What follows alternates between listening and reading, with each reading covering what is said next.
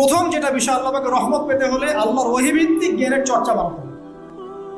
এই জ্ঞানের চর্চা বাড়ালে ব্যক্তি, পরিবার, সমাজ, রাষ্ট্র সবাইকে আল্লাহ পাক সম্মানিত করবে ইনশাআল্লাহ। আর আমরা তো দেখলাম আল্লাহ পাকে জান্নাত দেওয়ার জন্য একটা ঘটনা যথেষ্ট। একটা কুকুরকে পানি পান করিয়েছে, একবার খালি বলেছে আল্লাহ তোমার ভয়ে কাজ করেছে, ব্যাস। আবার জাহান্নামে যাওয়ার জন্য একটা ঘটনা এনাফ, খালি বলেছে যে আল্লাহ তোকে মাফ করবে না, ব্যাস জাহান্নাম। আল্লাহ পাক জানেন এন্ড অফ দ্য ডে কে জান্নাতে যাবে আর কে জাহান্নামে যাবে। অহংকারের কোনো সুযোগই নেই। এক মিনিট একটা কথা বলতে চাই যে এখন অনেক মুসলিমদের মধ্যে একটা ট্রেন্ড চলে আসছে, একটু ইসলাম প্র্যাকটিস করলেই অন্যকে আন্ডার এস্টিমেট করা শুরু করে না? এখন তো অনলাইনের যুগ, আর এখন তো কাজ করতে কোনো শ্রম লাগে না, খালি ঘরে বসে শুয়ে দুটানের লেখলেই কাজ শেষ। আর কনস্ট্রাকটিভ কাজের তো কোনো খোঁজ খবরই নাই। এগুলো সহজ, এই কারণে দেখা যায় বর্তমান যুগে সমালোচনা, গীবত, আন্ডার এস্টিমেট করা, এগুলো সংস্কৃতি বেড়ে গেছে। এগুলোর মধ্য দিয়ে আমরা দিন পালন করার পরেও ক্ষতির মধ্যে আছি। এমন হতে পারে যে ব্যক্তি বা যে দল বা যে রাজনৈতিক দল বা যে ধর্মীয় দল যার বিরুদ্ধে আমি নিজের কলমগুলো ঘোরাচ্ছি, হতে পারে তার মধ্যে এমন মানুষ আছে যে আমার আগে জান্নাতে চলে যাবে, হতেই পারে। আর আমি যে নিজেকে এত বড় করে ফখর করছি, কে জানে এন্ড অফ দ্য ডে আমি জান্নাতে যাবো কি যাবো না, কোনো গ্যারান্টি আছে? কোনো গ্যারান্টি নাই। সো এখন আমরা যারা ইসলাম প্র্যাকটিস করছি আমাদের সতর্ক হওয়া উচিত।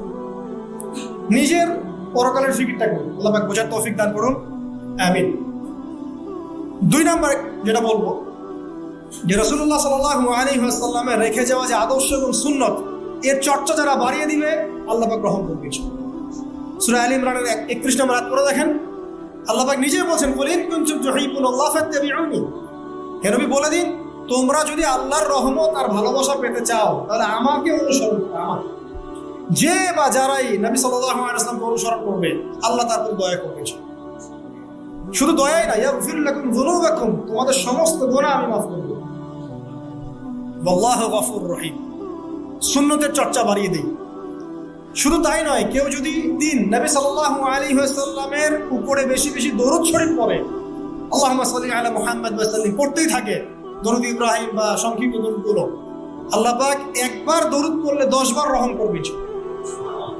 যেই নবীর আদর্শ মেনে চললে আল্লাহ পাক ভালোবাসবেন, সেই নবীর নাম উচ্চারিত হলে দরুদ পড়লেও আল্লাহ পাক রহম করবে। 4, সৃষ্টির সেবা করলে রহম পাওয়া যাবে। আল্লাহ পাক বলছেন তোমরা সৃষ্টির সেবা করো, মানবতার সেবা করো, জমিনবাসী যারা আছে ওদের প্রতি রহম করো, আল্লাহ তোমাদের প্রতি রহম করবে। 5, রহমত পেতে হলে আল্লাহর জিকির বাড়িয়ে দিতে হবে। আল্লাহর জিকির মানে সকাল সন্ধ্যা আল্লাহ পাকে যত জিকির আজগার আছে এগুলো ছাড়া যাবে না। চলতে ফিরতে অলওয়েজ আল্লাহকে ডাকতে হবে, সুবহানাল্লাহ, আলহামদুলিল্লাহ, লা ইলাহা ইল্লাল্লাহ, আল্লাহু আকবার, লা হাওলা ওয়ালা কুওয়াতা ইল্লা বিল্লাহ। যে কাজ আপনি করছেন ওই কাজের মধ্যেই জিকির বাড়াতে হবে। যে যত বেশি আল্লাহ পাকে জিকির করবে তার কলব তত জিন্দা থাকবে, এবং যার কলব জিন্দা থাকবে, যার কলবের মধ্যে নূর থাকবে, আল্লাহ পাকের নূর তার কলবে আসবে ইনশাআল্লাহ। 6, বেশি বেশি কোরআন তেলাওয়াত বাড়িয়ে দিতে হবে। কোরআন তেলাওয়াত যারা বাড়িয়ে দিবে এই কোরআনের বদৌলতে আল্লাহ পাক তার প্রতি রহম করবে ইনশাআল্লাহ।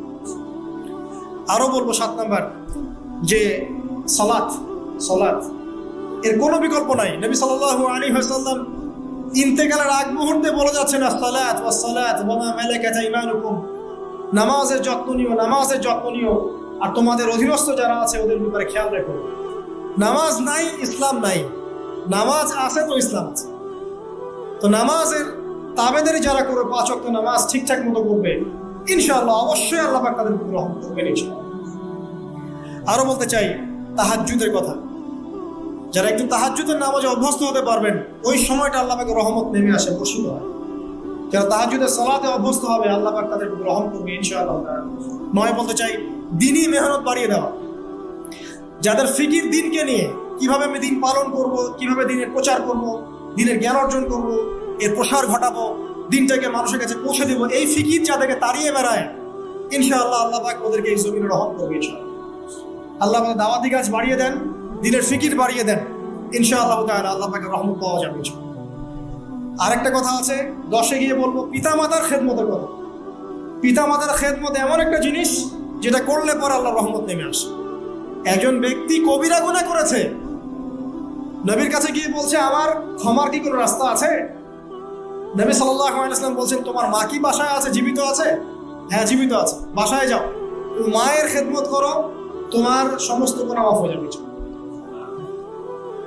আপনার ওয়াইস কারণীর নাম শুনেছেন না? শুনেছেন না? তাকে এত বড় মর্যাদা দেওয়া হবে কি আমাদের মাঠে। এর পিছনে কারণ কি জানেন? সেই ব্যক্তি মাশাআল্লাহ তার মায়ের খেদমত। 3 বার বলেছেন নবী সাল্লাল্লাহু আলাইহি ওয়াসাল্লাম, আমাদের সবচেয়ে সেরা এবং ভালো ব্যবহার করার অধিকার হচ্ছে মায়ের, তারপরে মায়ের, তারপরে মায়ের, তারপর বাবা। পিতা মাতার খেদমত করলে আল্লাহর রহমত নেমে আসে। আর একজন ব্যক্তি বলছিল, আমার বাসা তো মাও নাই ইয়া রাসূলুল্লাহ, আমি কি করব? তখন নবীজি বলছেন, তোমার কি খালা আছে? খালা বেঁচে আছেন? খালা বেঁচে আছে, খালার খেদমত কর। এখনকার এই বিশ্বে দেখেন সম্পর্কগুলো কিন্তু ভেঙে যাচ্ছে। পিতা মাতা, ভাই বোন, আত্মীয় স্বজন, প্রতিবেশী তো খবরই নেই। আমি তো জানি না আমার পাশের ফ্ল্যাটে কে থাকে। হ্যাঁ, অবস্থা এমন। তো সমাজের উপকার করলে, জনকল্যাণমূলক কাজ করলে, পিতামাতার খেদমত করলে, আত্মীয়তার বন্ধন অটুট রাখলে এবং অন্যের সমস্যার সমাধান করার জন্য মানব সেবামূলক কাজ করলে আল্লাহর রহমত নেমে আসে। আজকে আমি 10টা বলেছি, ছাড়া আরো অনেক কাজ আছে যেগুলো নিয়মিত করতে থাকলে আল্লাহ রাব্বুল আলামিনের রহমত নেমে আসে। মোটা দাগে জ্ঞান অর্জন, মোটা দাগে নবী সাল্লাল্লাহু আলাইহি ওয়াসাল্লামের সুন্নাহ অনুসরণ, আল্লাহর ওহীর জ্ঞানের প্রচার প্রসার ঘটানো, দিনকে নিয়ে ভাবা, দিনের ফিকির করা, কোরআন তেলাওয়াত বাড়ানো, জিকির বাড়ানো, বেশি বেশি ইস্তেগফার করা, তওবা করা, বেশি বেশি ইস্তেগফার করা, আল্লাহর কাছে দোয়া করা, নামাজ তাহাজ্জুদ বাড়িয়ে দেয়া, আত্মীয়তার সম্পর্কগুলো বজায় রাখা, ঠিক আছে, আল্লাহ পাকের জমিনে দিনের প্রচার প্রসারের চেষ্টা করা, এবং সর্বোপরি ঈমান, ইসলাম এবং তাকওয়া বজায় রেখে যারা চলবে ইনশাআল্লাহ, আল্লাহ পাক এই দুনিয়াতেও তাদের প্রতি রহম করবেন ইনশাআল্লাহ, পরকালেও তাদের প্রতি রহম করবেন ইনশাআল্লাহ আযজা ওয়া জাল। সর্বশেষ একটা হাদিস বলে শেষ করছি। রাসূলুল্লাহ সাল্লাল্লাহু আলাইহি ওয়াসাল্লাম বলেছেন, আল্লাহ রাব্বুল আলামিন যখন এই পুরো মহাবিশ্ব সৃষ্টি করেছেন, তার রহমতটাকে তিনি 100 ভাগে ভাগ করেছেন। কত ভাগে? 100 ভাগে। তার অনলি একটা ভাগ, মাত্র একটা ভাগ আল্লাহ রাব্বুল আলামিন পুরো মহাবিশ্বে ছড়িয়ে দিয়েছেন, এক ভাগ। আর আপনাদেরকে আমি অন্য একটা লেকচারে বলেছিলাম, সমুদ্রের ধারে যখন আপনি হাঁটবেন বা নদীর তীরে যখন আপনি হাঁটবেন, ওখানে একটা বালুর যে পরিমাণ অবস্থান, এই পুরো মহাবিশ্বে কিন্তু পৃথিবীর অবস্থান তার চেয়েও কম। যারা সায়েন্স পড়েছেন তারা জানে, পুরো মহাবিশ্বে পৃথিবীর অস্তিত্ব এর চেয়েও কম, একটা বালুর করার চেয়েও কম। মহাবিশ্ব এত বড়, এই পুরো মহাবিশ্বে আল্লাহ পাক এক ভাগ রহমত বন্টন করে দিয়েছে সৃষ্টিজীবের মধ্যে। এতে করে আপনি দেখবেন একটা কুকুর পর্যন্ত তার বাচ্চাকে কিন্তু আদর করে, একটা গাভী তার বাচ্চার গা পরিষ্কার করে, তাই না? আর আমরা তো আমাদের বাচ্চাদের জন্য যা করি আপনারা দেখতে পাচ্ছেন। বাকি 99 ভাগ রহমত আল্লাহ রাব্বুল আলামিন তার নিজের কাছে গচ্ছিত রেখেছেন, যা দিয়ে কিয়ামতের মাঠে আল্লাহ পাক বান্দাদেরকে মাফ করবে ইনশাআল্লাহ। অতএব সর্বশেষ কথা হচ্ছে, আমরা যারা আল্লাহ থেকে দূরে আছি, হতাশ হওয়ার কোনো কারণ নেই। লা তাকনাতু মির রাহমাতিল্লাহ।